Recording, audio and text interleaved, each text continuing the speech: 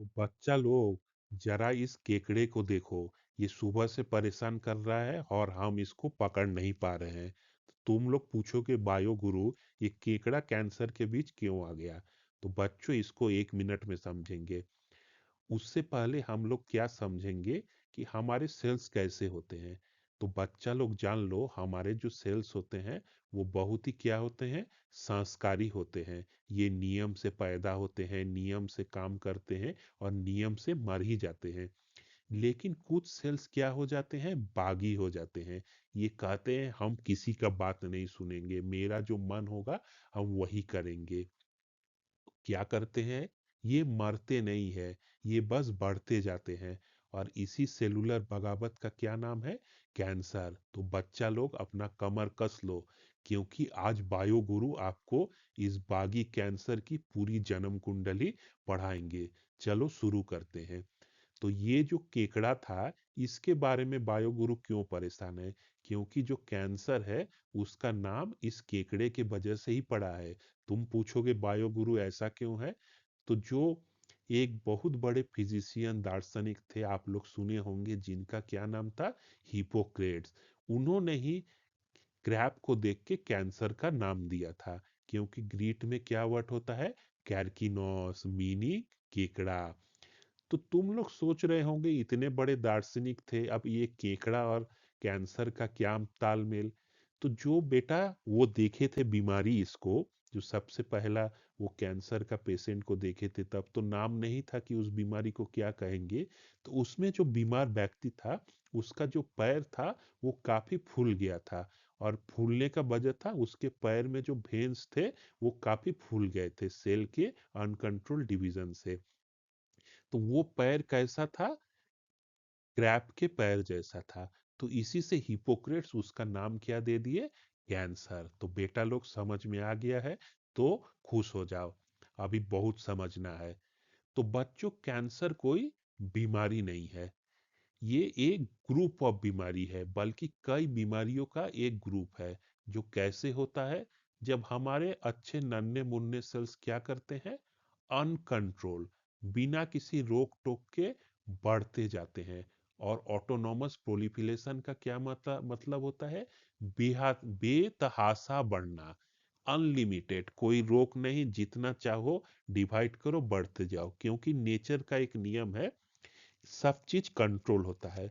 लेकिन कैंसर, जब sales cancerous हो जाते हैं तो वो अपना क्या करते हैं, कंट्रोल खो देते हैं। तो तुम पूछोगे बायोगुरु ऐसा क्यों होता है? ऐसा दो चीजों से होता है, एक जेनेटिक और एक एपिजेनेटिक बदलाव के अनुसार। तो तुम लोग तो जानते हो जेनेटिक बदलाव कैसे आएगा, डीएनए के अंदर जो सीक्वेंस होते हैं उसमें बदलाव आके। और एपिजेनेटिक बदलाव कैसे आता है, डीएनए के सीक्वेंस में तो बेटा लोग बदलाव नहीं आता है, उसके स्ट्रक्चर में बदलाव आ जाता है, या उसके रेगुलेशन में। सारे चीजों को धीरे धीरे जानेंगे। तो अब बेटा लोग, कैंसर में क्या होता है, अनकंट्रोल डिवीजन होता है। और जो सेल का कंट्रोल होता है वो गड़बड़ा जाता है। जैसे जब घर पे मम्मी पापा रहते हैं तो तुम कंट्रोल में रहते हो, स्कूल कॉलेज में जब टीचर रहते हैं तुम शांत रहते हो, जैसे ही वो निकल जाए फिर तुम मस्ती करते हो। वैसे ही कैंसर में क्या होता है, शरीर का रेगुलेशन खत्म हो जाता है। तो इसमें क्या क्या होता है, तो जब नॉर्मल सेल में जेनेटिक और एपिजेनेटिक बदलाव से क्या होता है, कैंसरस बन जाता है। तो उसका सबसे पहला क्या होता है, लॉस ऑफ ग्रोथ कंट्रोल। इसमें जितना मन चाहे बढ़ लो, कोई रोक टोक नहीं है। और तुम लोग जानते होगे बेटा, जो भी सेल्स बनते हैं एक ना एक दिन मर जाते हैं, जिसको क्या कहते हैं, प्रोग्राम सेल डेथ या एपोप्टोसिस। बायोलॉजी में अच्छा नाम दिया गया, मर जाए बोलना अच्छा नहीं लगता, तो वैज्ञानिक क्या नाम दिए, एपोप्टोसिस या प्रोग्राम सेल डेथ। तो ये कैंसर सेल बढ़ते भी जाते हैं और मरते भी नहीं हैं। बताओ कैसे लोग हैं ये, मरने को चकमा देते हैं। इतना ही नहीं बेटा लोग, ये क्या करते हैं, अब तुम सोच रहे होगे कि सेल्स बढ़ रहा है, इतना मास चेंज हो रहा है, तो खाना इसको कहाँ से मिल रहा है? तो खाना सेल्स को किससे मिलता है, जो हम लोग खाते हैं वो डाइजेशन होके ब्लड से सेल्स में, कैपिलरी के जो खून की छोटी नलियां होती है उससे जाता है। तो कैंसरस सेल्स क्या करते हैं, अपने पास बहुत सारे खून की नलियां बना लेते हैं जिससे उनको सारा खाना उन्हीं को मिल जाए। तो इसको क्या कहते हैं, एंजियोजेनेसिस। बेटा इसको आगे डिटेल में भी पढ़ेंगे। और क्या होता है, ये अपने जगह रुकते ही नहीं है, ये दूसरे जगह भी चल जाते हैं, दूसरे सेल्स को भी घुसपैठ करते हैं, जिसको क्या कहते हैं, इन्वेशन। और मेटास्टेसिस। मेटास्टेसिस क्या होता है, एक जगह का सेल जो कैंसरस हो गया दूसरे जगह चल जाता है। अब बेटा लोग कुछ भारी शब्द याद कर लो जो नीट के लिए बहुत जरूरी है। एक टर्म क्या है, नियोप्लेसिया। नियोप्लेसिया क्या है, टिश्यू की वो नई और एबनॉर्मल ग्रोथ जो नॉर्मल टिश्यू के साथ तालमेल नहीं बिठा था। सब नॉर्मल था, अचानक कुछ नए सेल्स बन गए जो एबनॉर्मली ग्रोथ करने लगे, जो कंट्रोल हो गए। और ग्रोथ उसका क्या होगा, अनकंट्रोल हो गया। नॉर्मल टिश्यू अभी भी कंट्रोल है, ये क्या हो गए, अनकंट्रोल होंगे।